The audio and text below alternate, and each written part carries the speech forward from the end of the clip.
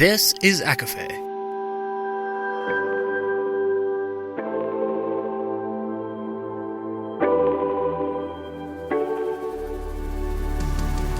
Laura Marie and Jessica Marie proudly present A Court of Fandoms and Exploration, a podcast. Fair warning, everything the hosts say is explicit, full of spoilers and adult content and shall not be used against them. They have opinions. Let's try not to drag anyone for expressing themselves and just have fun for an hour. We all deserve it. This episode contains spoilers from the novella A Long Conversation with mentions of Empire of Storms, The Cruel Prince, A Touch of Ruin, and Book of Night. For full list, please see show notes.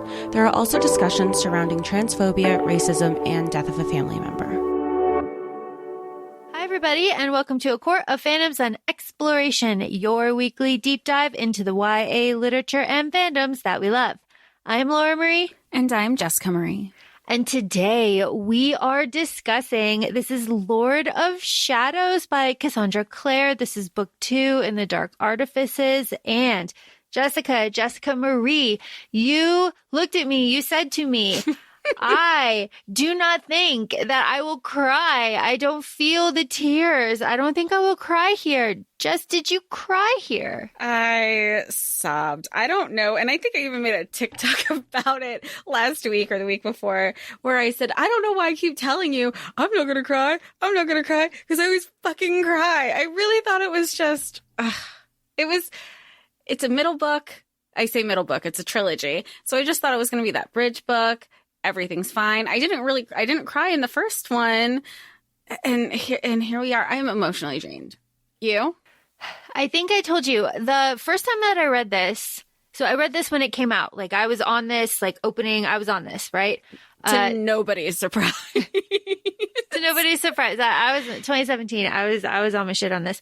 But I read this the first time and I did not process what I was reading. I didn't process the ending because I did this on Audible and we'll talk about that. But the last 12, 11 minutes of this are like bang, bang, bang, bang. And then it's bang right up against a wall. It stops. And the first time I read it, I got to the end and I was just like, what was that? What was that? And I sat down and I walked away from the book and then I was like, okay. And then I went back and read it again and then had a breakdown because I was able to process not only what happened at the end, but what those implications are and just what that those characters are feeling in that moment. And another layer to that is because we're adults and we have experience this level of grief, we know what those characters are in for. And it's just ugh. It's the domino effect that happens with, and I mean, you can say that. I feel like, yes, you could say that with a lot of things, but I think in one of I send Laura reaction notes for as I was reading, because this is your millionth reread. How many times have you read this? Actually, great question. Not many because of this snap bang at the end. Is it a Empire Storm situation where you'll read up until a certain point in the past? No, I just don't. I just don't. You just know. Yeah, because I know. And that goes on to say I have not reread the third book very often either, except I know exactly what happens. I remember the plot, but I haven't reread it a lot just because those are difficult, heavy, big emotions that I don't want to feel all the time. So, I kind of regulate it. So that's why I've read the first one a lot, because the first one is all the angst, we're getting into it. Characters are fun. It's LA, it's vibes. This one is plot, and it's very dark. It's very dark. We're talking, of course, about the end of this book where Livia is fucking stabbed in the chest and murdered by Annabelle.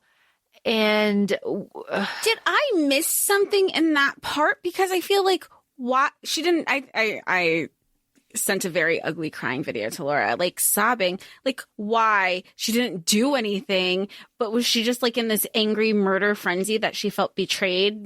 Things were happening from the clave again. Magnus was supposed to be there. He wasn't. I feel I missed something because Livy was just there. Yeah, she was just there. She was just there. She was just, I can't even think of the word right now. Collateral damage through this whole thing. Livia is said to look a lot like Annabelle, and that is kind of repeated over and over and over again. Yeah. That's why I told you I went back and I looked for heavy foreshadowing, and that's one of them. So they say like Livia looks like Annabelle, like it's this like weird, like uncanny kind of.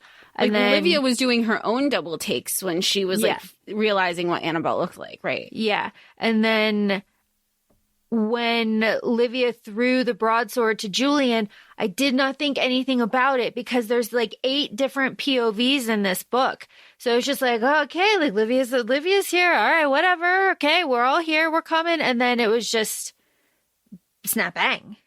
And so no, it was I think the connection was there because they say that they looked alike, but also they make a mention that Annabelle looked completely dead. Like she went like she wasn't there. Right. She had like dead eye. She was like, she wasn't there anymore by that point. So who knows? Who can say? Yeah, I didn't know if it was like a reaction, like it's not, what, like a rage fueled situation where you're just reacting. You're not actually processing or thinking. Who can say? We have a 30-plus hour book to conclude, which I am looking forward to, but also kind of dreading, because we're starting with Livy dying because it ties this whole book together, because that is like family. Family is the tie here. Family in every aspect, because it's not just the blood family from the Blackthorns. It's not just the blood family from the Lightwoods, because everybody is, you have like Simon and Isabel, and they're engaged. We know this from a novella that we read. And then we have, obviously you have Magnus and Alec, and you also have Jace and Clary show up. And obviously we know that Jace is basically like a brother. I mean, he's parabatai with Alec. And then even in Tavi's letter to Annabelle, when we, earlier in the book, he says to her, here's like a little breakdown of our family. I think you'd really like us.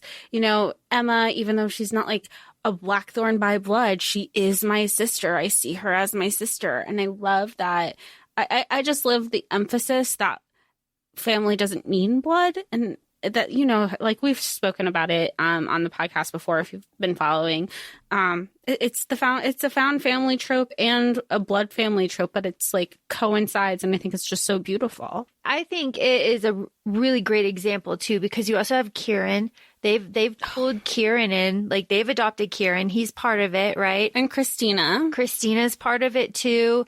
Diego, they all tease and fight and like hate Diego, but like, Cristina with Jaime, there's something there. So they're gonna like, for them, even if they're a little suspicious, it's just, it is different to me in this situation when Julian re-emphasizes like over and over and over again, like, this is family, my family, the kids, these are my kids, like, we are family.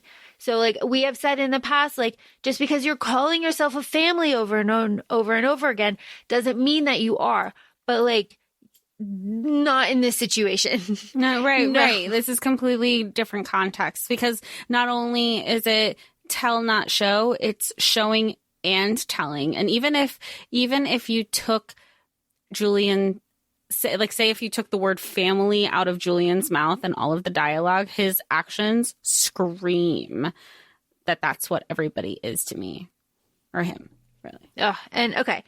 So we started with the end. We started with the death of our sweet Livy, and we will, of course, end this episode with that too. But let's start with our cold open. We have a cold open of Kit and Jace. This is 2 weeks after the end of the book, and I just love seeing Jace as like a 20-something. I like seeing him confident and secure and just funny and just 1,000% Jace. Well, it's very similar to with the Infernal Device spoilers. Once Will was really able to come into his own and like write a Demon Pox song and like just be the self that like he's had to, and that you kind of hear him talk about when he's high on the, I can't think of the word right now, on the one when he was just like escapism, when he was using that drug, where he's like, I'm exhausted. Do you not know the pressure? Like, he knew who he was as a person, even though he carried this terrible burden. But I mean, that tracks because it's a Herondale thing. It's a Herondale. And they say that over and over and over again. If you don't know what your last name is, it's probably Herondale. And that's just hilarious. The criticism in the first book, Lady Midnight, is that there are a lot of Easter eggs, and it was like too much fan service here. That is not a criticism here. Because it is very like much part of the plot, right? Like Jace and Clary are here for a reason. They're here for Kit, but they're also like, you know, they got something else going on too. And I really, really like that because it shows, I guess, kind of in the writing, the way that everything is kind of explained and reintroduced to the reader. So if you were picking this series up first, just like you said in our other episode, like you could read this in a reverse order and go back and be like, gee, I want to learn more about these Clary Jace people. I learned all about these other people. What are they talking about with this war and all these other, you know, you could do that. That would be wild. And I would really like to talk to somebody that did that. That'd be crazy. But that could happen. And I just love that here. Because Jace is just like, give it a week. Give it a week, man. See how you feel. See what happens. Of course, to me, a week in Shadowhunter time is like what? Like 6,000 years. Like so much happened.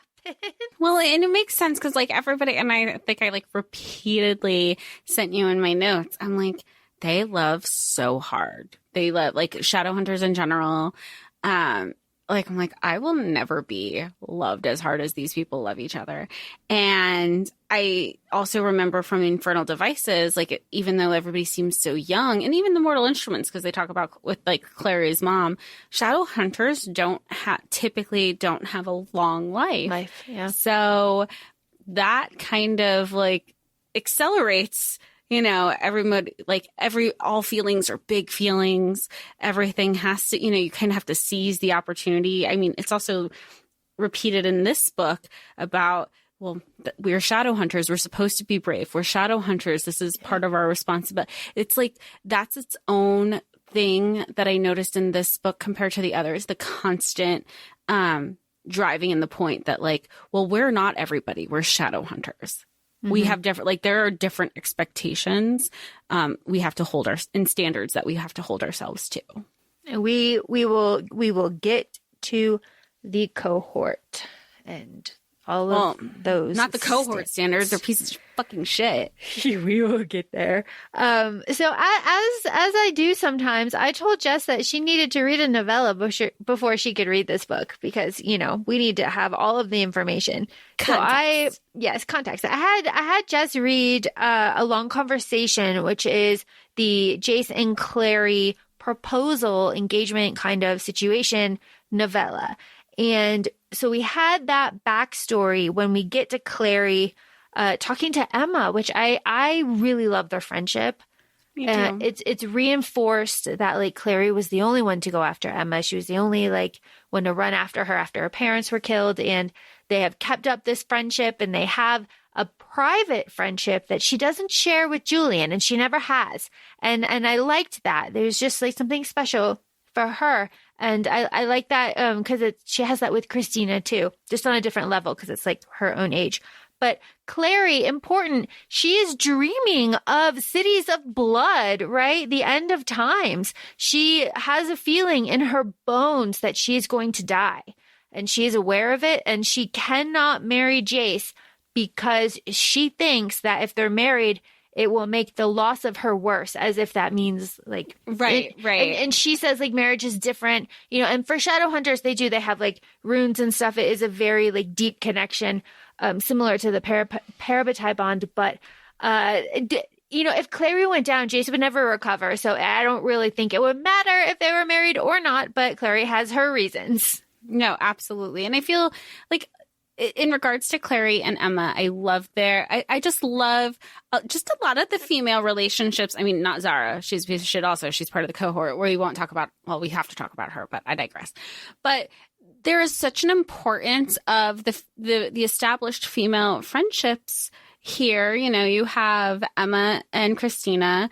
You have Emma and Clary. Clary is like this big sister of sorts, and little, like it goes both ways, because Clary was raised as, she was an only child, and she's kind of likes that role also for Emma. Like, I think it's just really special, and Emma gets to look up to this person that not only like helped her and respect her, because I think there's a line where she was like, Clary gives me words, Jace gave me a weapon. Yeah. He gave me a sword. So like, she also respects them. It's like professionally and personally, and she can also separate the two, and I always respect that so much. But there's also like, it's with Clary also respecting Emma in that way too, because she hadn't divulged that dream to anybody either.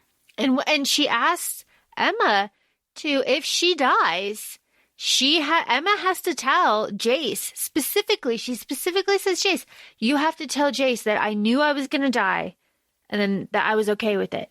I was aware. I went in 100%. This is why I said no. And like, it had nothing to do with you or the doubt of my love for you, which is also kind of scary, because I'm like, just now after Livy, I'm like, she's going to kill her off. I have no idea. Clary does say that Emma is the only one that she could trust with that information, because Emma will not freak out. Everybody else would freak out and try to calm her down and say, no, whatever. Emma will accept it for fact and ask what she needs. And I respect the hell out of that.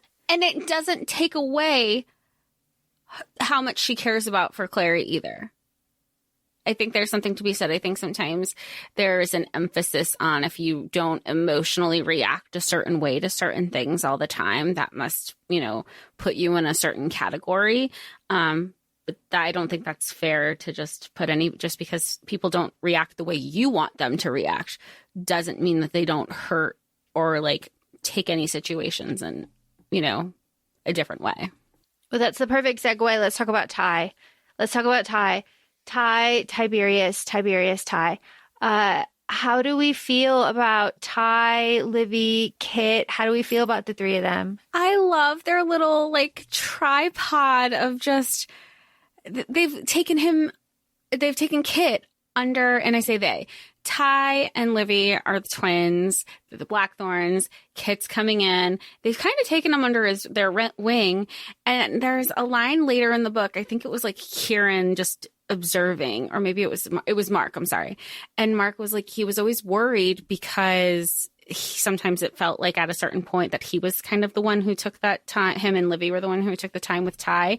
And he goes, seeing them in their little, like, it never felt forced. It felt like he just belonged with everybody, and that there was somebody else for Ty who like got it too, which was also like Kit's like frustration, when Kit was making a list of like all these reasons why I don't love shadow hunters. They're stupid hot. He's like, and how do you not know,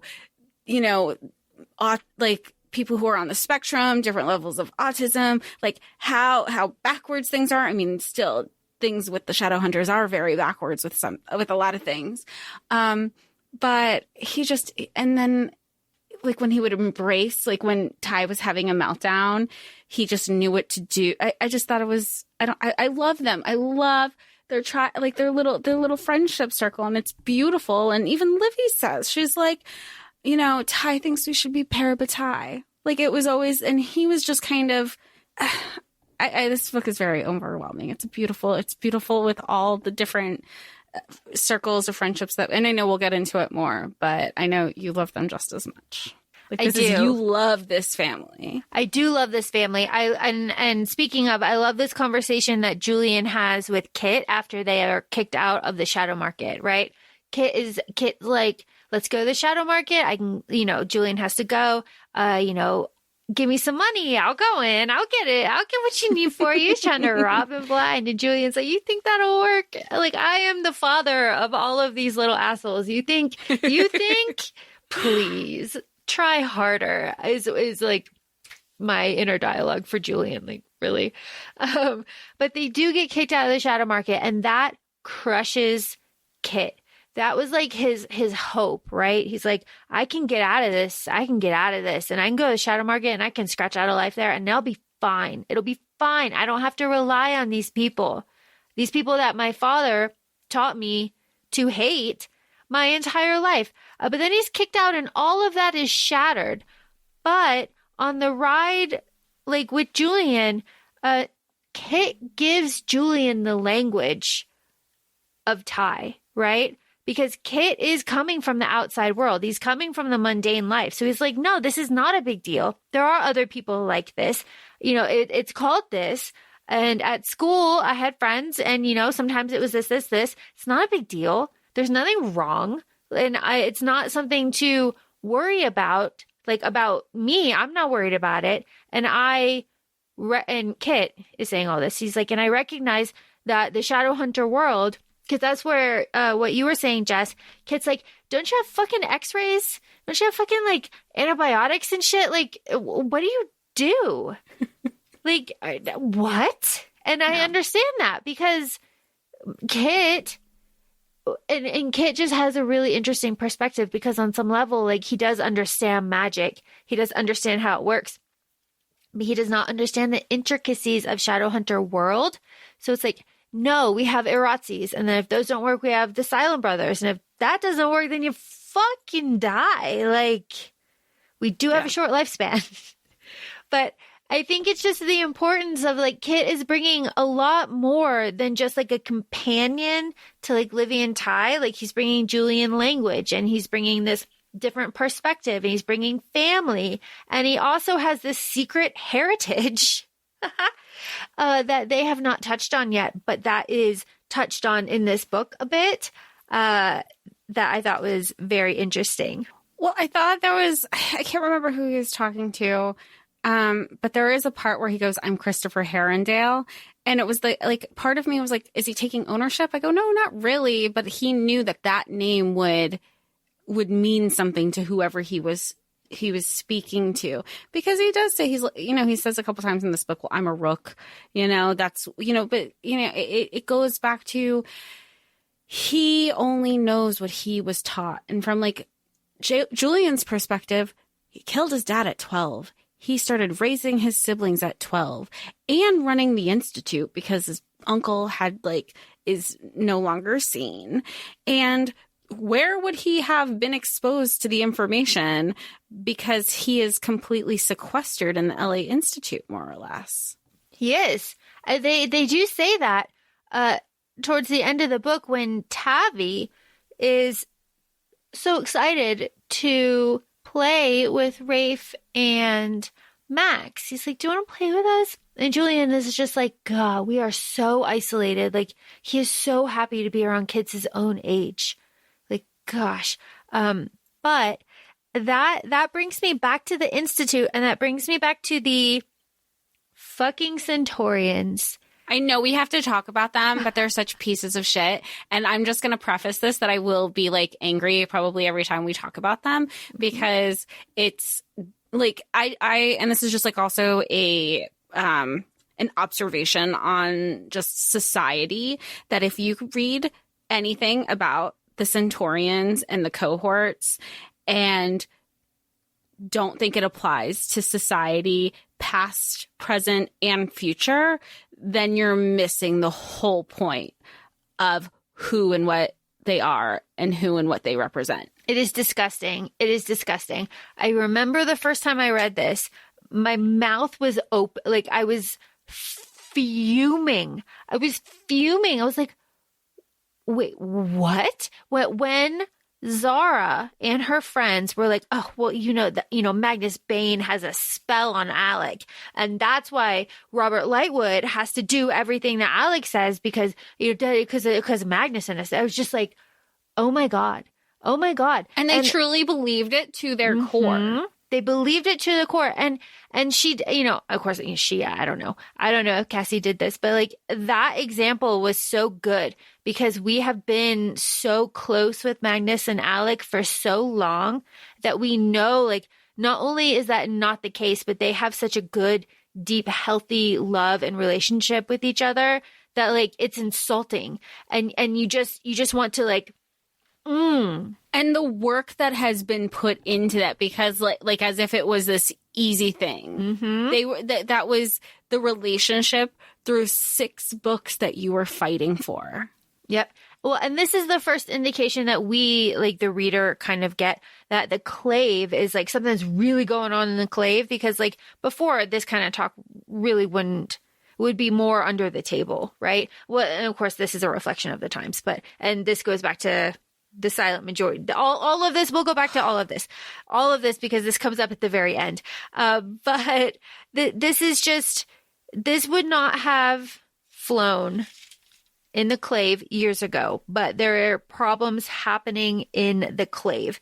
And it is so, so horrifying and so scary because none of our main characters besides Diana in the Blackthorn, in the LA Institute, are of like adult voting age. Like right. they don't have a say yet. They can't do anything legally. Right. And that's also like repeated throughout the book too. Like when they're in the shadow market and they were like, well, did you vote? And they were like, we were like 2.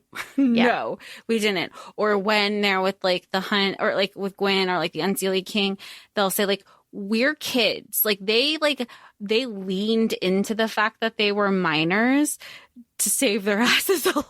We're like, oh, no, sorry. We had no hand in that. We're just kind of badass. And I think that's important too, because it drives it home for us, the reader, that these really are kids.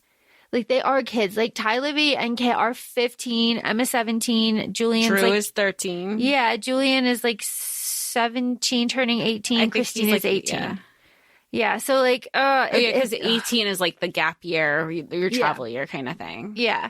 Oh my gosh. So the Centaurians are there and everything is like chaos and they are just the most racist.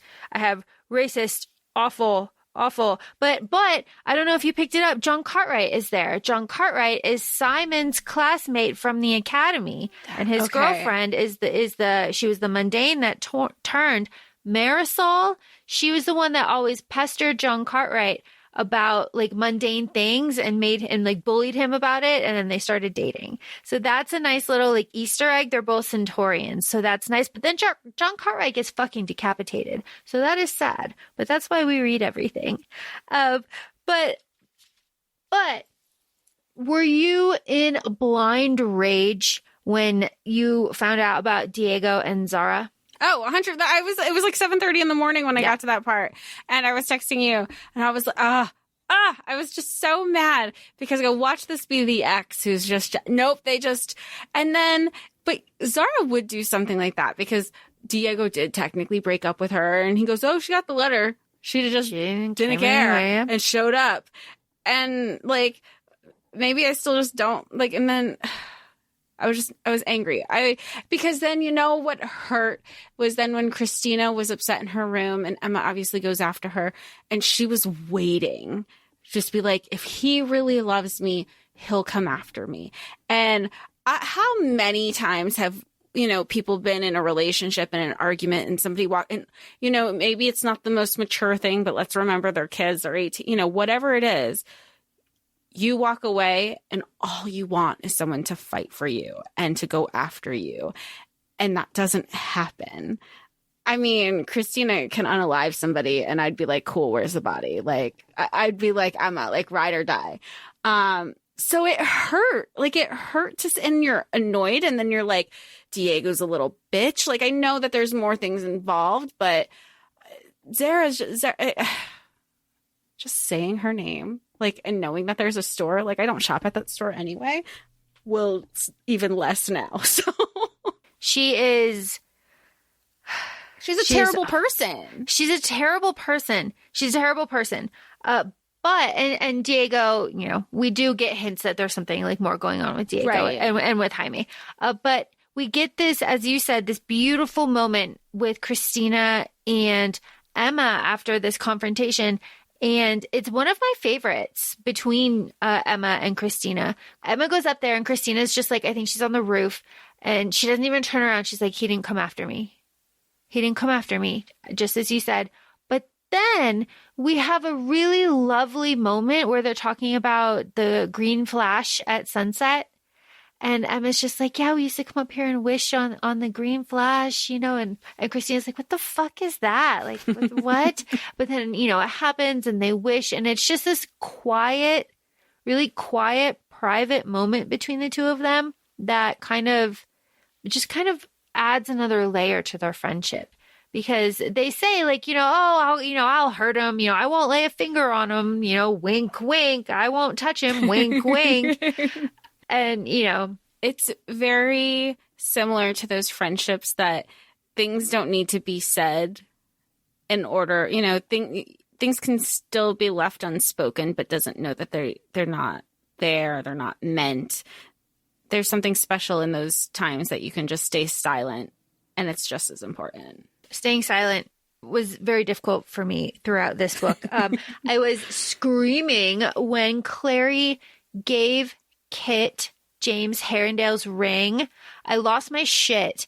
I remember just dying, but this just now, I was just like, oh. And that is just like built upon because we do end up in London later. But I thought that was just a nice little moment. It was just like, oh, this is a nice little ring. And we have these Mark and Cristina moments. Oh my gosh. These Mark and Cristina moments where Mark is just like, what, like, am I dreaming? I was thinking of you and here you are. And he like touches her face with both of his hands. And he's just like this ethereal. I fucking love Mark Blackthorn. Like, it makes me like, I feel like I need to go back and reread the Shadowhunters Academy, because we have a lot of, like, you've been saying, I love Mark Blackthorn. I love Mark Blackthorn, especially because we've done, like, obviously the novellas and you've guided me through those. But it was always just snippets. And obviously it was snippets when he was in Faerie. So he, you know, he doesn't have like, or he like, it's just another, just more information, you know, like when you do any type of reread, you're like, oh my God, and this whole time, now I know this whole different part of him while he's going through this, you know. Mark Blackthorn. Oh my gosh. I love him. I love him so much because I like when Gwen is just like, hey, Mark Blackthorn, Kieran is in trouble. Kieran murdered. He murdered Erelak. Like, things are happening. You need to go get Kieran. He and you, like, go get him. And I like how Mark is like not going to.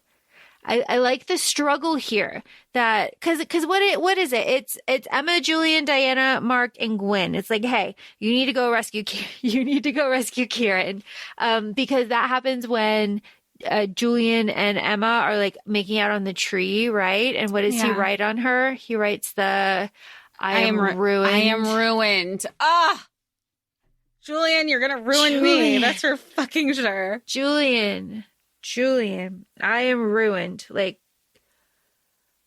and knowing what we know now about the Parabatai curse, circle back to that, just like how he is beyond like ruined, right? Like, and he doesn't even know about the curse at that point. He doesn't know at this point. Like, but this whole time, like, she's dying. She's dying inside, and every time he is just like reacting with like just saying something malicious. You know, he's clearly not his best self because he's hurt, he's broken, and you're just like, oh, you don't even know. She's like literally doing everything she can so you can be here for your siblings, so you don't turn on them.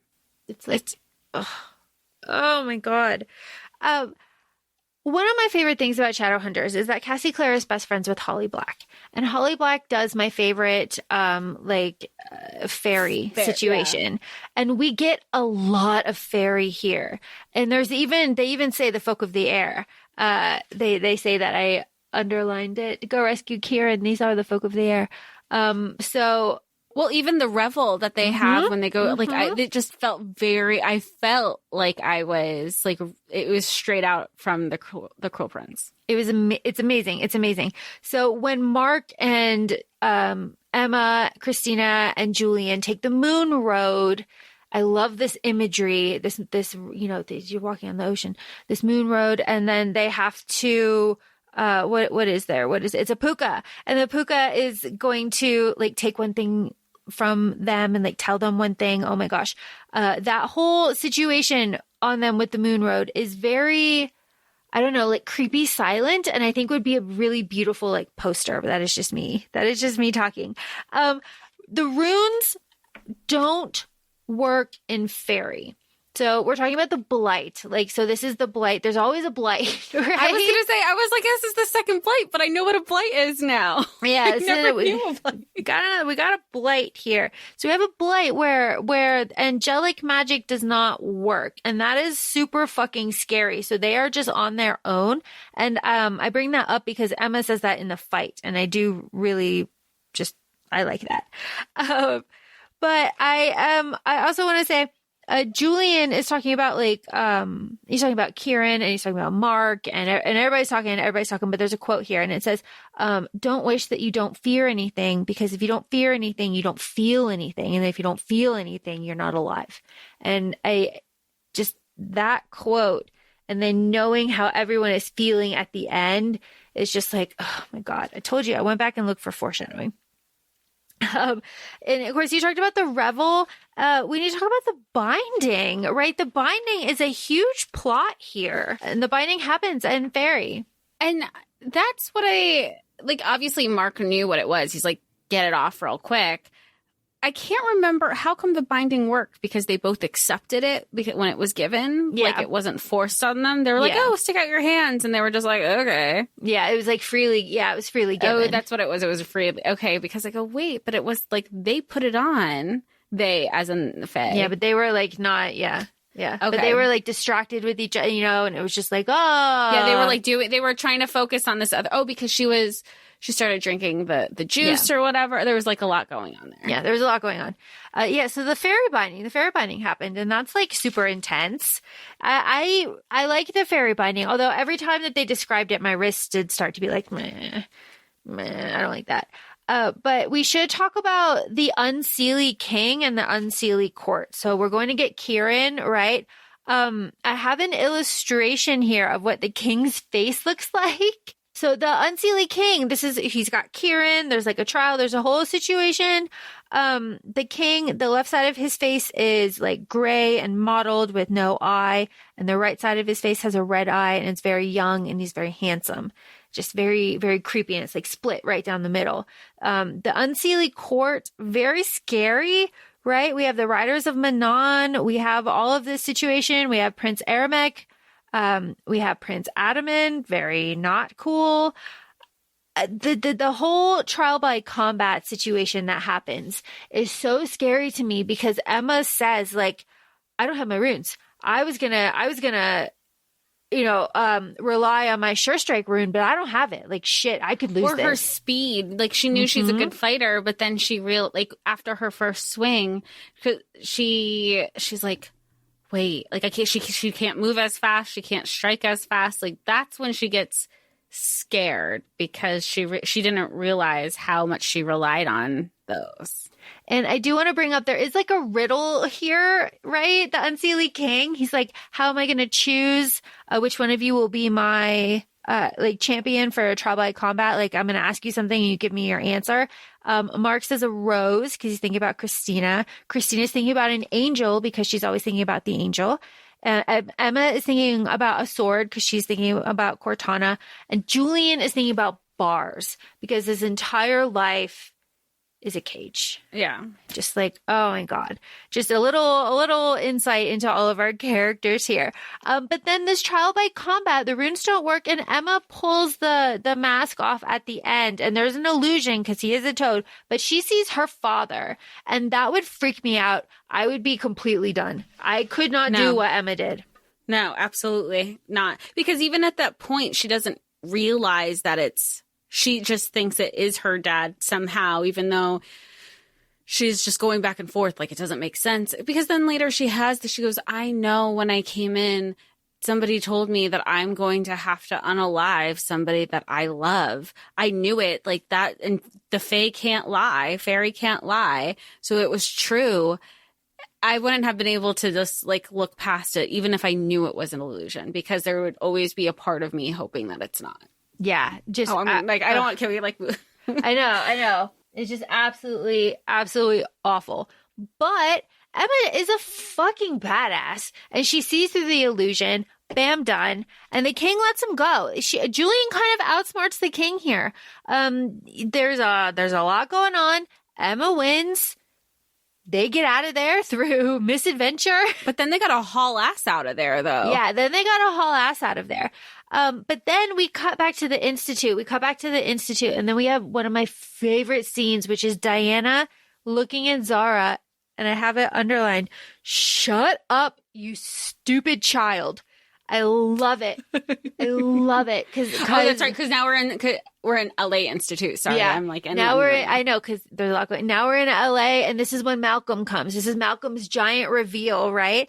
Because like we didn't even get into the sea monsters. That's why the Centaurians are there. The sea monsters attacking the Santa Monica Pier, the whole Ferris wheel, great fight scene. And the sea monsters technically only have a lifespan of 2 days, so they keep reappearing, and that's why everybody's kind of on high alert. Yeah. Yeah, so Malcolm Fade shows up, and he's carrying the decapitated head of John Cartwright. Very sad. And he wants more Blackthorn blood, and he's going to send, the sea demons to land until he gets it, on and on and on. And Emma, what can we say? Emma saves the fucking day again. But then we get to London. We go to the London Institute. Oh my goodness. It's been a while. It's been a year since we discussed it. Well, and I guess since when we're releasing these episodes. So that kind of coincides really well. It's been a while since we revisited the London Institute, and I don't care what people say. I love Easter eggs. I usually I'm not, Marvel fans get super excited. There's Easter eggs. I don't know the Easter eggs at all. I knew the Easter eggs. It was so good. And there was all these little throwbacks and then okay, so they go to the London Institute through a portal because they need to escape the LA Institute because they're basically under attack. Uncle Arthur Blackthorn stays back, sacrifices himself because he will be the Blackthorn blood. And he does have some internal monologue about this person in front of him, his family loved him more than himself. He's a little bit more lucid, but really the importance is they get out, they're at the London Institute. Ty is there. He's looking at first edition.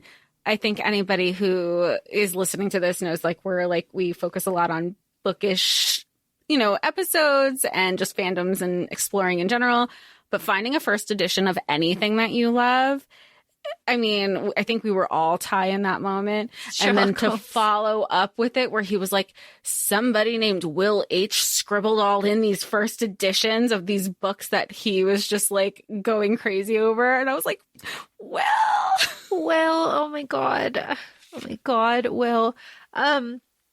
Bridget, we have Bridget, right? I couldn't believe it. I go, there's no way it's the same Bridget. Did you catch the joke at the end that kind of solidifies it? Drew asked for scones. She asked for scones to bring up to Jaime, and Bridget started laughing. And she's and Bridget started laughing, and I have no idea why scones were so funny. But we know. Now I didn't pick up on that. We know. Yeah. Yeah, Bridget. So we have Bridget. We have the Will Herondale. Jessamine is there. I love it. I love it. I was going to say there's also initials that I know that I know, I assume, but don't necessarily know. I think Lucy Herondale's initials are there. And then somebody, it was initial B. And I was well, the B is probably a Blackthorn. So I don't know. There's a lot going on where I'm if I knew that Easter egg, but I know it's a Easter egg. So like, those are fun nods because the London Institute we know so much about. Yes.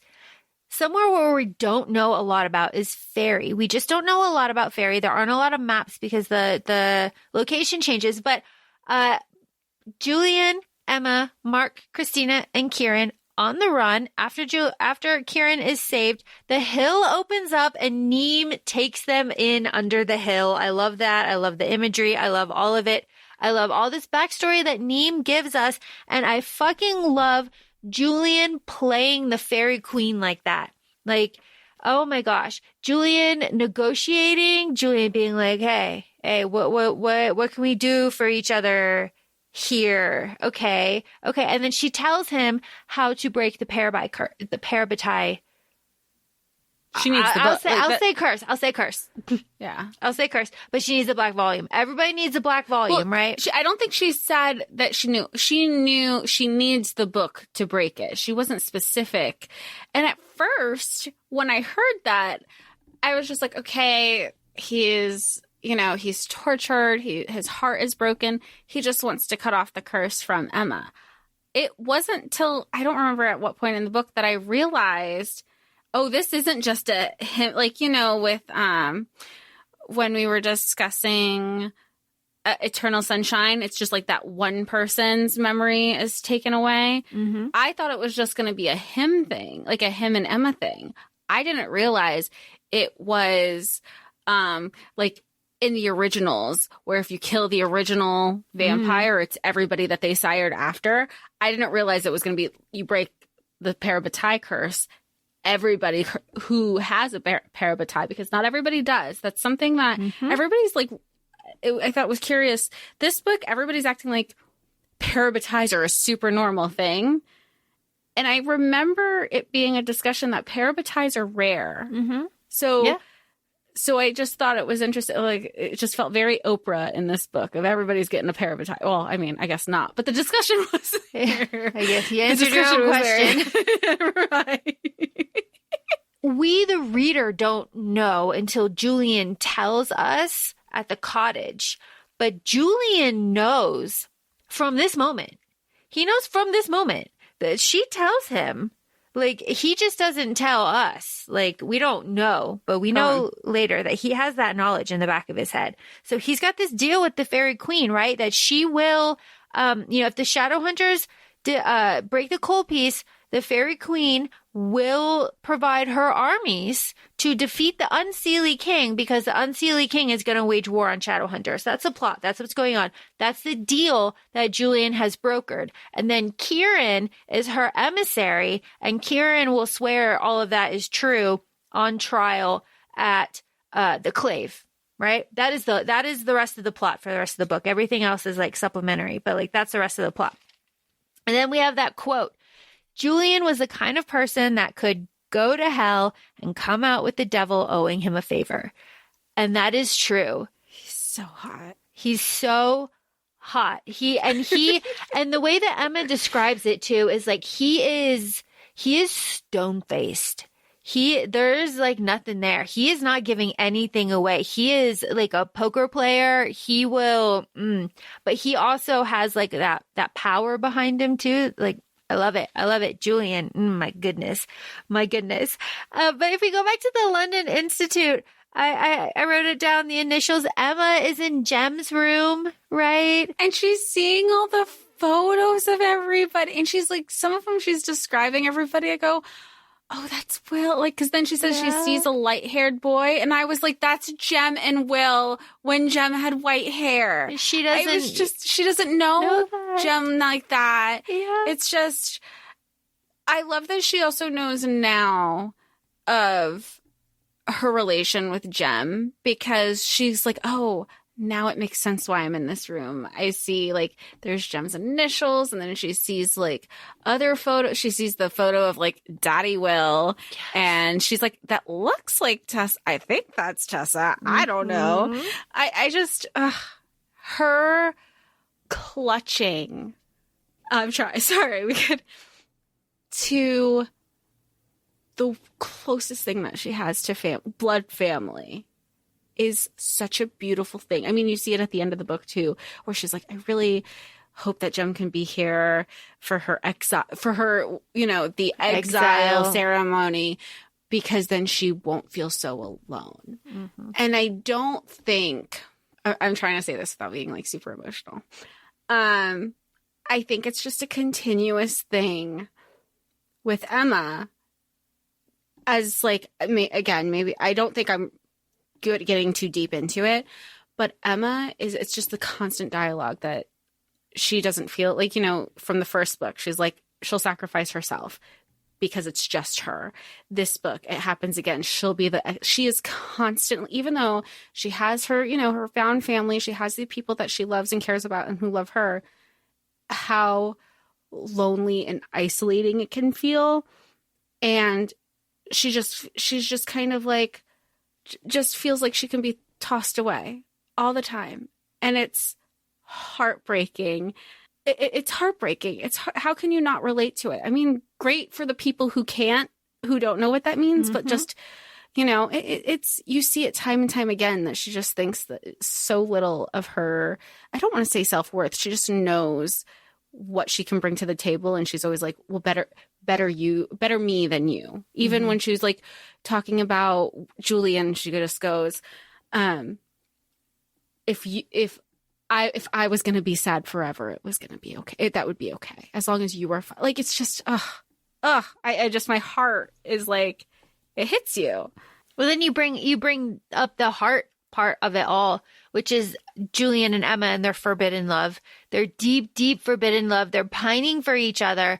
And they're like, their knowledge that, Julian says it the best, as he always does, but like, they are being punished for the rest of their life for a choice that they made when they were 12. And like, you can't undo it. And it's just like, first of all, like, why did anyone let us do this? First of all, but also like, why? And they say, like, even Robert says, like, I don't know why. I don't know why. I just know not to. And so you have all of that in the back of the head. Like, oh my God, there's so many fucking tropes here. But then Julian and Emma end up going off to the cottage, and then we can just talk about what they do in the cottage, because, oh my God. And then Ty, Livy, and Kit go to, like Blackthorn Manor, like Lightwood Manor, of course, but then they get the crystal, and then they go to the shadow market, and Ty kind of freaks out at the shadow market. He has an episode. But Kit is there, and Kit, I really feel for Kit here, because Kit's like, I can do the shadow market. Like, we're in a different city. We're in a different country. I know the rules. Like, they've never been. I can show them something cool instead of them having to always explain everything to me. I can show them a little bit of what my life was like. So I feel for Kit here.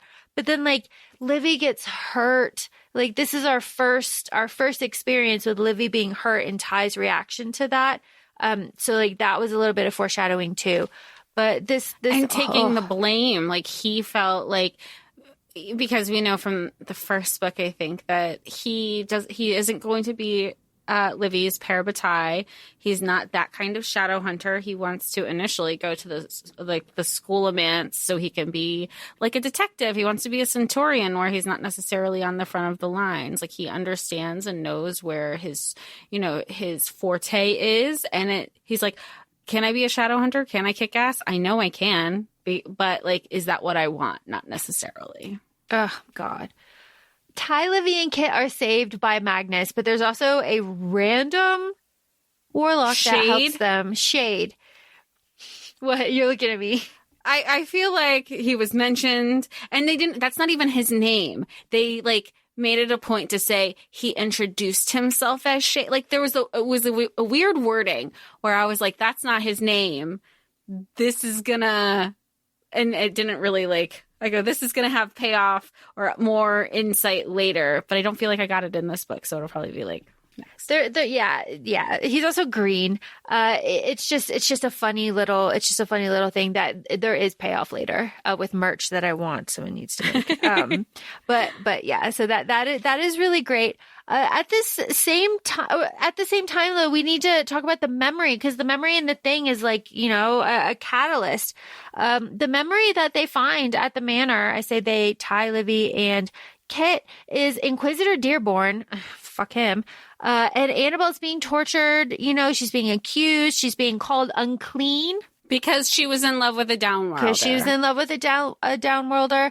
And then, Felix Blackthorn killed her, and the Herondales, were there, and they all covered it up. Okay, yes, all of that. Before I forget. So, yes, she's in love with a downworlder. We find out through reading the diaries that Malcolm was Malcolm MFB, Malcolm Fade Blackthorn. What we know from Shadowhunter Academy is that you can take a Shadowhunter last name kind of thing, like Simon does. So is like, I guess my question is, with Malcolm, how is that, is he like, he was already accepted. He was given a Shadowhunter name. So, like, why was this shit still happening? Was it just because, well, technically you're a downworlder and, like, we don't like people who are different than us? Yeah. I used air quotes. Yeah. It's like a not in my house kind of situation, Yeah. It's just so gross. Like, I don't have a problem with downworlders. I just don't want my child to. That's what it's That's giving. what it is. I'm so like. It's disgusting. It's disgusting. And then that is the memory. So we need to know that. Okay, the cottage, Malcolm's cottage. I love this cottage. I want to vacation at this cottage. This cottage seems amazing. I really love it. Julian and Emma have a fucking time at the cottage with the diaries, with everything. Annabelle shows up at the cottage, and Annabelle like spills all the tea, right? Annabelle's like, hey, he woke me up, but I was like half alive. My body was not, my brain was. That was hell. Death is a gift. Death is a gift, she says. And she was fine. She was like, she didn't have any like bad afterlife thoughts. She was like, it was fine. I was at peace. Yeah, it was fine. Death is a gift we should all have. Like, being brought back was hell. That was awful. She's like, there's going to be war. And then she spills all of the tea about the Unseelie King and everything that he did and everything that he's been doing.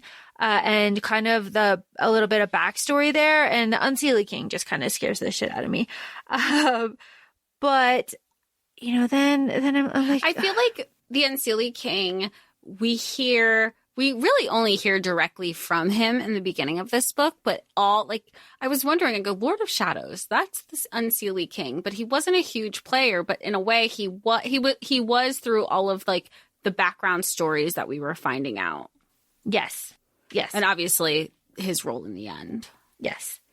I'm just thinking, there's just like so much. It's just so long. Okay. So the Unseelie King sends the Riders of Manon after Emma and Julian. This is a huge plot. And Emma's the only person ever to take one down. She literally unalives them and they freaked out. Yes. And then they were like, run away. Yes, because Cortana, of the same steel and temperament as Dorndal and the other one that I can't think of right now, can cut through anything.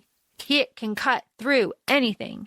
And that's when they realize they're like a sword from Wayland. Yes, Wayland the Smith. They were like, this is a sword from Wayland the Smith. That was, not only were they scared because she unalived one of the Riders of Manon, it was also the fact it was a twofer. Yes, it was absolutely a twofer. Fucking insane. And then but before that, Emma and Julian used their power to burn down a stone church after being sent there by like a trap. Scary. And that's how she knew. Yeah. Because that's how she, I should clarify.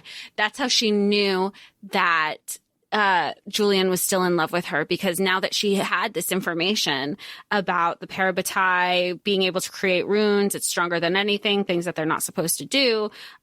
She thought that he still hated her because she was dating Mark, and then that whole thing. I mean, he said some awful things. Yeah. All back and forth throughout. Like, even though he was hurt, he did say some awful things. But that's when she realized and that's when they have like the huge kind of blowout fight at the cottage too.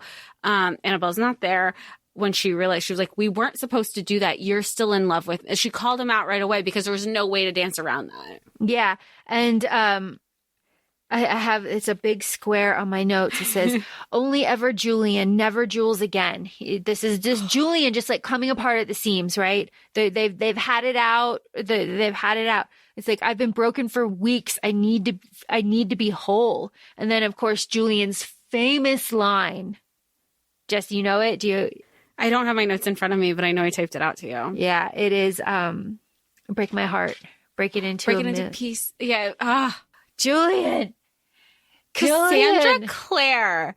Every time she writes, like, you know how I was back and forth between Jem and Will, and then ultimately, like, I think Will won in the end. Like, now I'm kind of like, is it every time she gives me someone good, I'm like, oh, maybe it's Julian. Maybe it's Julian. Now imagine Julian looking at you dead in the eyes, completely in love with you, saying, break my heart, break it into pieces. I give you permission. I mean, that's very Carden. Yell at me, scream at me, do what you want. Just come home and yell at me. Mm-hmm. Just come home. Oh my God. And then, okay, but this is my favorite part about this whole cottage situation. I love that Emma tells Julian everything. She's like, thank God. I was kind of worried if she was ever, like, I knew she would eventually tell him. I didn't think it was going to happen in this book though. Mm-hmm. I didn't think it was going to be right in the middle because it felt like in the middle. I don't know. I spent the whole day reading. Yeah. But it felt like a relief.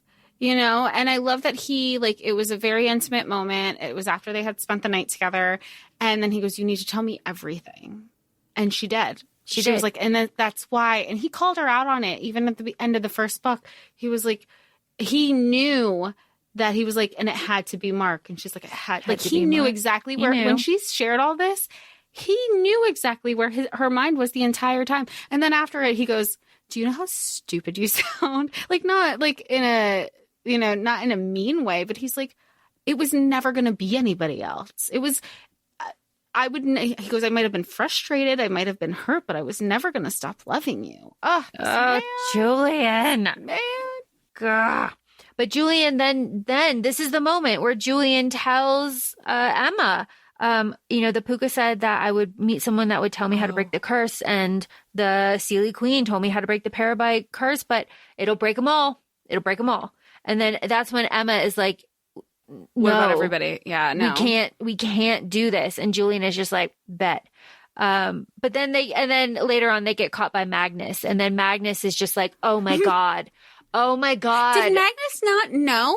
No. I thought he walked in on them last book. He's like, I've walked in on your ancestors doing worse. Oh no, he said that who did he say that to? He said Kit. He said it to someone else. Because he was like, he said it to somebody else. Okay, it was not them because he's like, Parabyte. Oh my God. Like, yeah. Okay. Yeah. So that is that. And then the other side plot is, Drew is with Jaime and they have like a little secret friendship. There is a little flash here. There's a little flash here, of, Drew picking up the object that Jaime has in his bag, and she goes to another place and she sees another person and she talks with somebody else.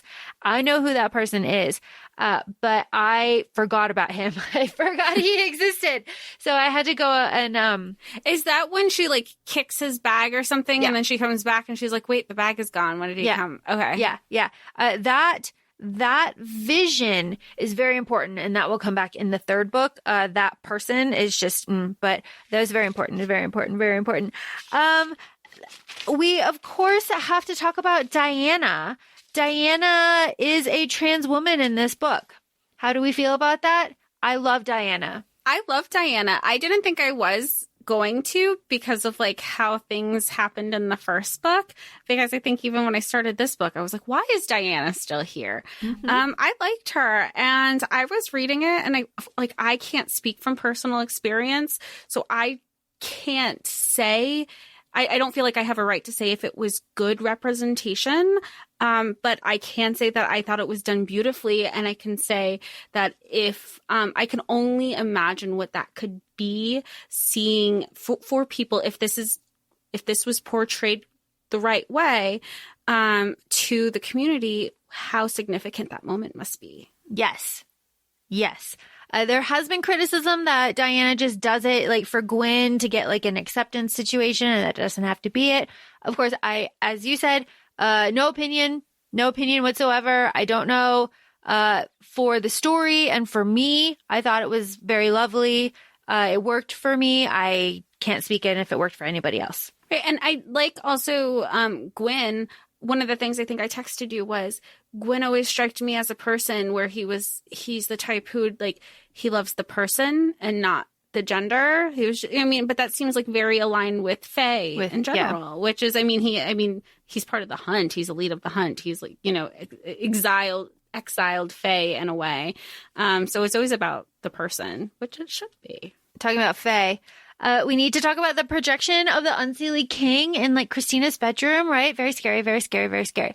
I have here that something that is very cruel that fairies do is they play with the mind and they play with memories. We know this with Arthur, but Kieran has up until this point, and we're getting close to the end here.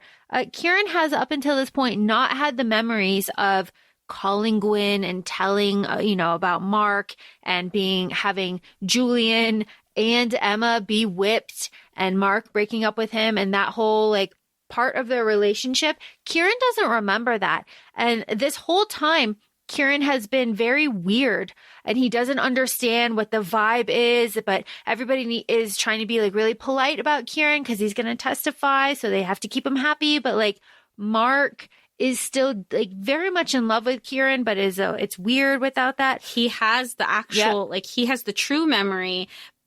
Again, not to refer to like Eternal Sunshine again, but it's like, remember how we didn't like the fact that Elijah Wood was like, this is just like not beneficial. Like you had, or, not just that movie, or like A Touch of Ruin where you have Persephone and Alexa.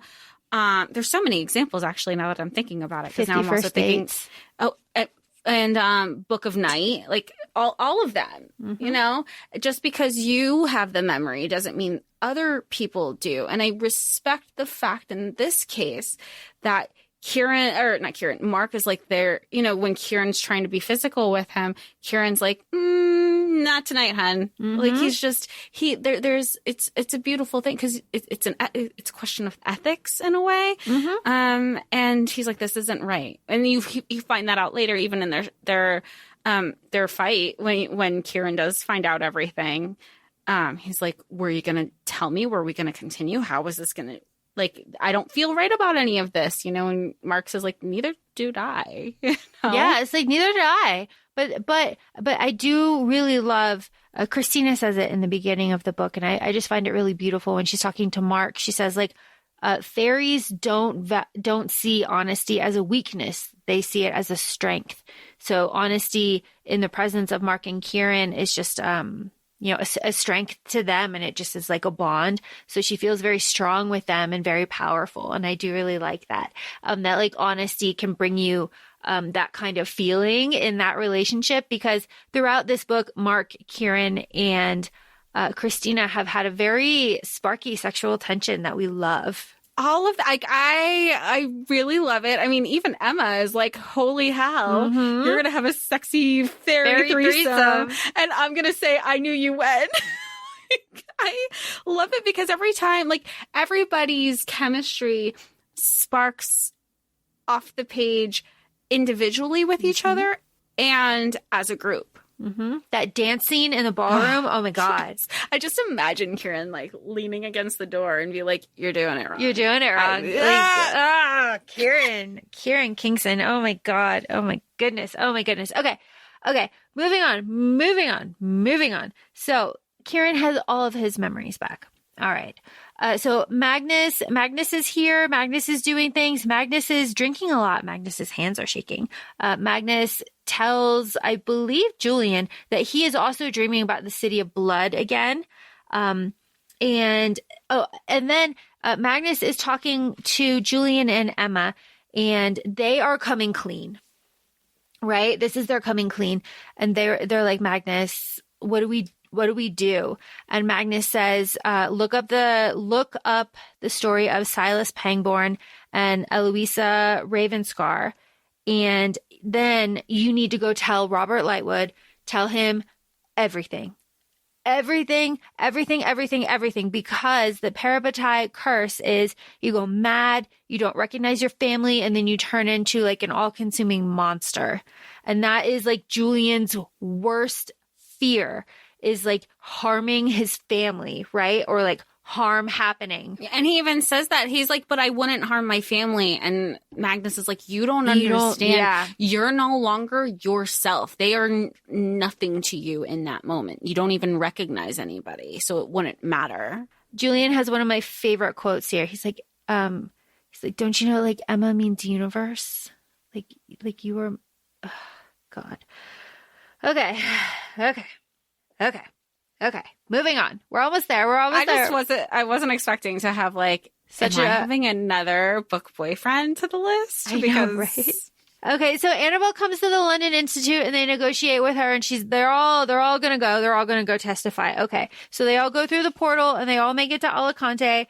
Helen and Aline are there. Everything is wonderful. And Emma and Julian go and talk to Robert Lightwood. All right. So I sent Jessica Marie, that's you. I sent you 5 pages of an excerpt from a story in Ghost of the Shadow Market that I thought were relevant to help make the story of Robert Lightwood hit just a little bit harder. And I think I succeeded.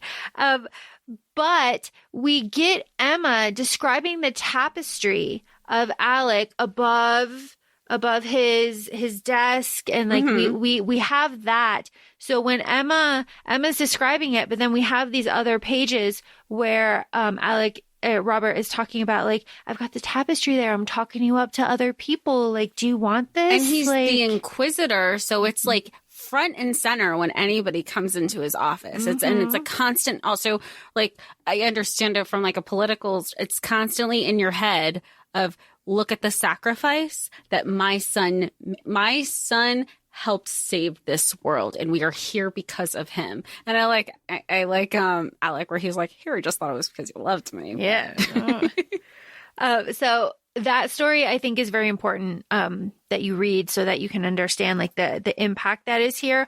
But we also know from Shadowhunter Academy that Robert Lightwood's parabatai was in love with him. Michael Whalen was in love with Robert Lightwood, and Robert was like very horrible to him. And then Michael died. And that is why Max's middle name is Michael. And that's why Robert calls him his little M&M. Okay. All of this. So cute. Like, what a cute little grandpa right? nickname. All of this stuff. And then, of course, we get Robert talking, this is in the novella, we get Robert talking about, like, you know, he had such a good time at the family dinner, and Alec is thinking in his head, like, it was so weird and it was so awkward, but like this different memory. I can't talk about it for a long time because I'll start crying. But Emma and Julian come clean, and through a little bit of like, just a little bit of manipulation, just a little bit. And a little fib here and there. A little bit. They do get out of Robert that he will facilitate the exile. He will do it. He will handle it. It will be done. But I love that Julian was like, yay, I also have some rules and stipulations. If we do. He's like, cool. All right. Terms and conditions, my man. And then after this, we have Magnus collapses, right? Magnus can't go to the meeting with Annabelle or with Kieran because Magnus collapses. And then Alec has to leave the meeting because he goes running. What happens next is like 11 minutes of chaos, rage-inducing, panic, crying, and just ugly heaving. People want to talk about Miss Sarah J. Maas and her like crunch of the last 20% of the books when she writes. We did this we read this through Audible. 11 minutes, people. We did this whole book, and then shit hits the fan in the last 11 minutes. It's not just hitting the fan. It is just like It's, Jess, I described it to you as a pit in my stomach because you can see all of the pieces lining up. The meeting starts. The cohort is there. There's signs that are there. Well, and I don't know if it's the foreshadowing because I feel like it started before that because I started texting you. I go, he's making promises. He's making promises to the highest power, to shadow hunters. And I go, that's never a good sign. There was so much foreshadowing like that. I didn't pick up on the Livy stuff so much, but it was the promises where I was like, and that's when you texted me, you go, pit in stomach moment. You know, like you just don't know what or how, but you know it's gonna get bad and not better. It's just gonna get worse. That's it. And it does get worse. It gets worse. The cohort is there and they are racist. They have signs. They are disrupting everything. Gia, bless her, is just trying to have like a fair and honest trial, telling everybody what's going on. There's blight in fucking Brosslin Forest, for God's sake. And Annabelle comes out. They are freaked out, right? They're like, she's not a shadow hunter. She's a revenant. This is dark magic. All blase, blase, blase. Mortal Sword comes out. Great. Triggered for her. Yeah. This is like, I don't want to touch it. And then that makes it worse because they're like, see, she's not a shadow hunter. And she's clearly just like, this is history repeating itself. Mm-hmm. Julian, you told me you were going to, and he was doing like, he was sticking up for her to show her that like, so she knew that like, no, I promised you I was going to at least be here. Like he couldn't say, the whole Magnus thing because that's even what he was thinking. He's like, I promised her, mm-hmm.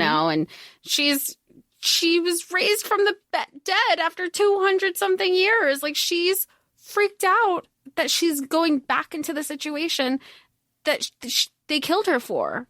They set up her death. And then she's holding the mortal sword. So that proves that she's a shadow hunter and it proves that she's alive. Okay.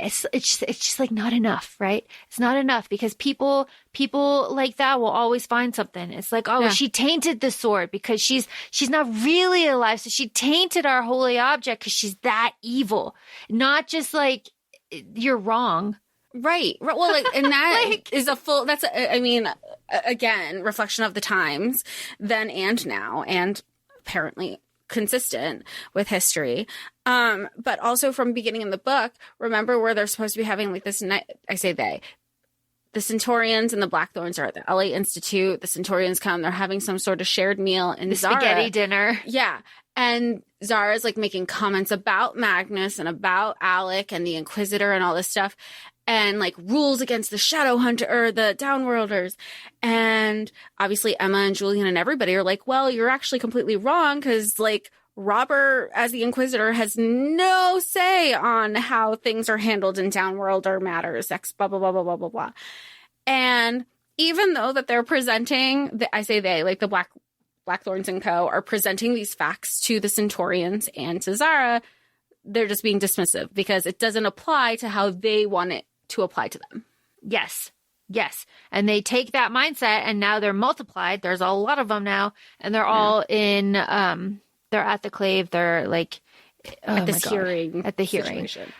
So Annabelle's got the sword and she's like, just ask me if I killed Malcolm. Cause she's like freaking out. Right. And she does admit that she kills Malcolm and that sets off Zara and proving Zara is a fraud. Of course, we know Zara's a fraud. We hate her. She's awful. Okay. Can she die? Can like that be a spoiler? You tell me. I will Can not. you just hear since we're recording? Oh, I was going to be like, we're recording. So you can just shake your head into the camera. I will not deprive you of any sort of emotion. Okay, so what happens? So the mortal sword, and then people start throwing stuff at Annabelle. And she's got the mortal sword, and she starts losing it. She starts losing it, and she fucking kills Robert Lightwood. She kills the fucking Inquisitor, Alex and Isabel's dad. Incredibly upsetting, even more so after you read those little pages. But like, oh my God, that's not even it. We're not done. Annabelle keeps going. She keeps going. And then what happens? She's got half of the sword, right? Because the sword breaks because Emma came up and Cortana like got part of the sword. Cortana can cut anything. Oh, right. And Cortana cut the mortal sword. She cut it in half. So Annabelle's got half of it. Like a shard sword, like this. And Julian's trying to talk her down, and she just doesn't have it. She's like, you're always lying. You're lying. And she flies across the room, she like leaps across the room, and Julian says like she's beautiful. She was a shadow hunter in all her like flowering glory. And then she stabs the mortal sword into Livy's heart, and I lost my mind. I screamed. Yeah. And then when Livy's only response was, oh, no. Yeah. And then Ty's reaction, of course, I think it's important to note that Emma says that she doesn't think that Ty can see Livy. Like, just they're so far away from each other. And she's hoping that he doesn't. But because, clutches, this is another thing that, like, this family is seeing. Like, it's not just you hear about it. You're there. You're witnessing. Ugh. And Ty clutches his chest. He goes bone white, and he falls down in a dead faint. And then, of course, Livy is dead. And Julian, oh my God, he's on his knees, right? He's been knocked down. He's on his knees. He crawls over to Livy, and he clutches her body, and he starts rocking back and forth and screaming, Livy, Livy, my baby, come back to me. That is the image I told you, Jess, earlier before we started recording. Christian clutching Satine at the end of Moulin Rouge when he's just like screaming in pain. That is the same image that I have for Julian here. I'm like, yeah. Doing, like breathing over here. Like I'm trying. They hold it in. And that is how that book ends. The book ends with the clock tolling and Julian screaming over Livy's dead body. The end. Fuck. And Emma's a doer. So she's like like you were saying, she's like, tell me what you need. And she's at a loss in that moment. What do you do? Like, and all she sees is that she looks up and Annabelle disappears, or she sees half a golden crown. Yep. And then, which is the Unseelie King. And then she sees Annabelle 1 second, and the next she's gone. All she sees is the remnant of the crown, or like the crown faded when they went. And she's like, and that's it. Yeah, that's it. And then Drew is sobbing. Mark, she says that he's with Ty, and his shoulders are heaving. Tavi's not there. And Alec runs, because Alec this whole time was with Magnus. Mm-hmm. And then I think who was there was somebody else in the room with Magnus, and they switched out. So then Diego went to go get Kieran. And take Kieran to the Scholomance, and Diego's like, you need to go, Alec, it's your dad. Yeah. And then that's when they switched out, because she's like, oh yeah, he's like, but whatever he said, it wasn't good. So he ran, and that's when he like walked into the scene of fucking chaos. Yeah, and it ends with Alec in complete shock, slumped against the wall, just deadly, like not deadly, but like staring out at everything in shock. Well, yeah, exactly. There's shock. I feel like now that I have that excerpt, there's more to it now, because it's not just his dad. It's also, is it me now? Because it was never formalized. We don't know what's going on with the cave. You have the cohort who was essentially like the Dearborns. Again, history repeating itself, because Zara Dearborn, her father is there. We know that the Dearborn was the inquisitor, the family inquisitor that put Annabelle through this all over again. I don't know what Annabelle was working, because obviously the Unseelie King knew to show up then. So I don't know what, I guess we'll find out more what kind of thing happened there that he knew to show up and to take her. But at this point, I could also see where Annabelle is like, well, all these other people lied to me. Let me go, I guess try the person that I don't know anything about, because this is what I know about these people. It's a lot. Talk to me about the narration, because the narration, to me, my opinion, James, does a fantastic job. I was not expecting it. I've been actually pleasantly surprised, because Marina did a good job narrating, but James, he was so James Carstairs narrates this whole thing entirely, does a wonderful job. You're excited. you love the storytelling. And I'm always, and this is just a personal thing for me, I'm always skeptical of narrators when this isn't kind of like their main source of income, for lack of a better phrasing. Basically, like if there's a celebrity narrator, I question it, because I think sometimes it can be perceived as, oh, I'm narrating a book that's just me. It's just easy money. It's just me reading words on a page.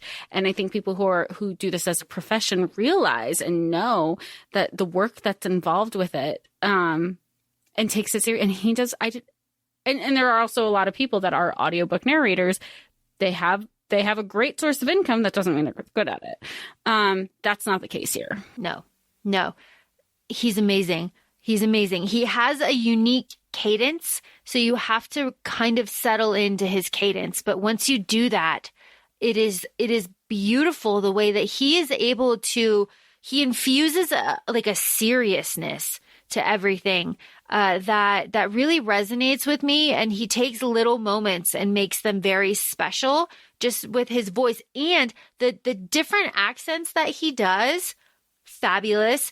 And the way that he does female voices is also very good. Male narrators can struggle with that. And also, it's difficult. It's a difficult thing. But even like the little pixies that he did too, I was like, that's just another element that I just wasn't expecting to come from him. It's like, where'd that voice come from? Spike? Really?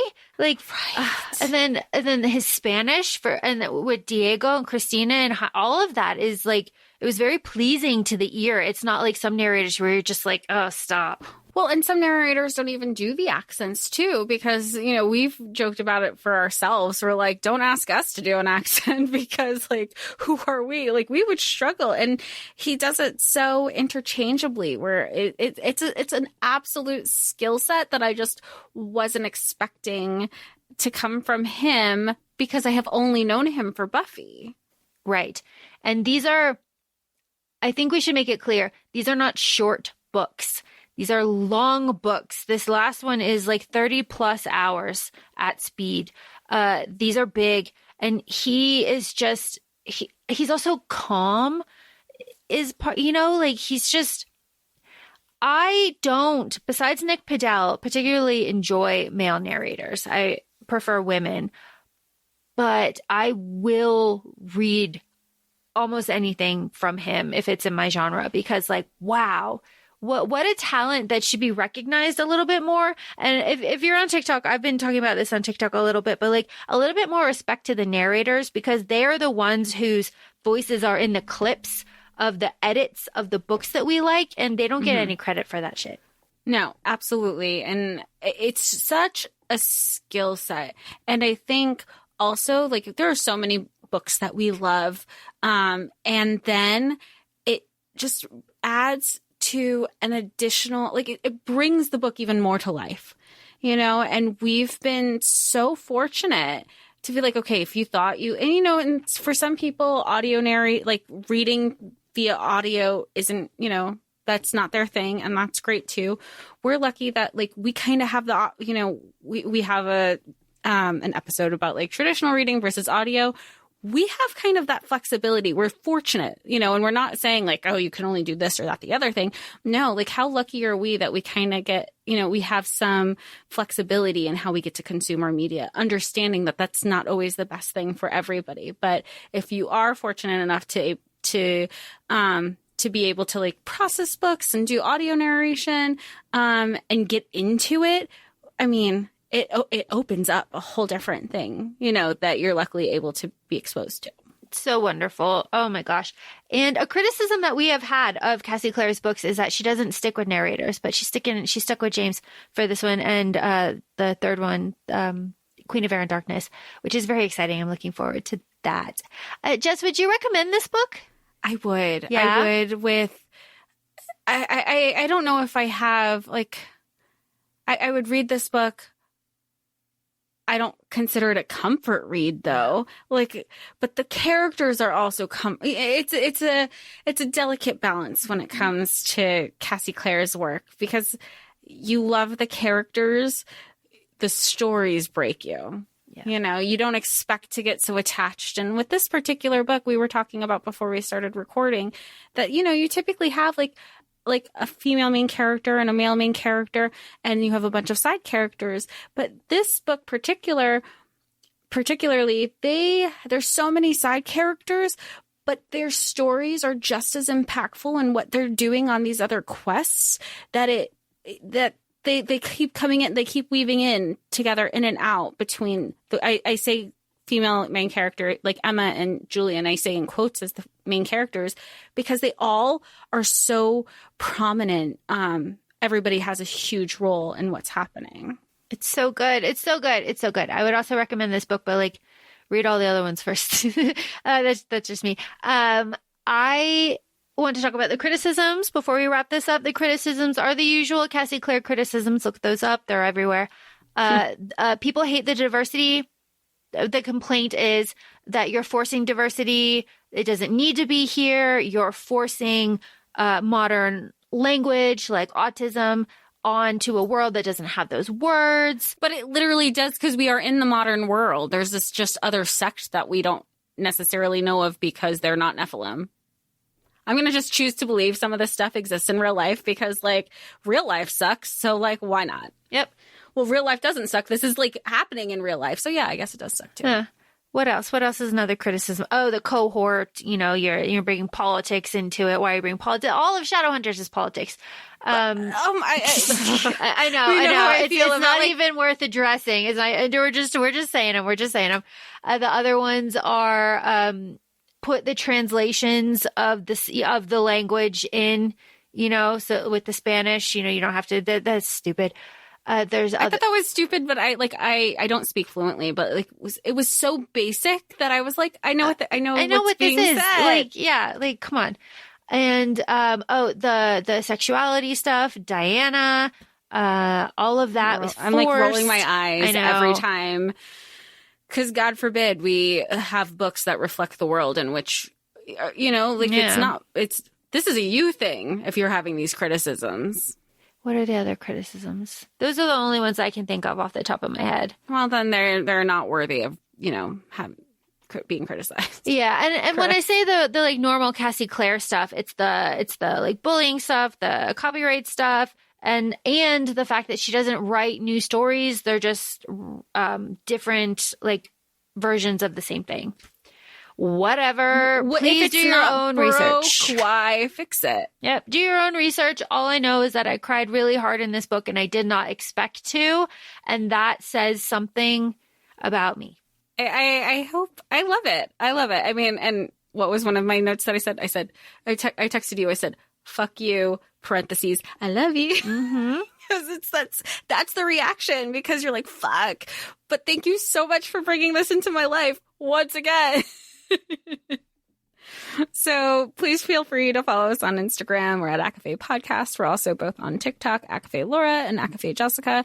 And if you feel so kind to leave us a 5-star review on whatever listening platforms you join us on, we'd be so appreciative and grateful. Talk to y'all soon. Thanks.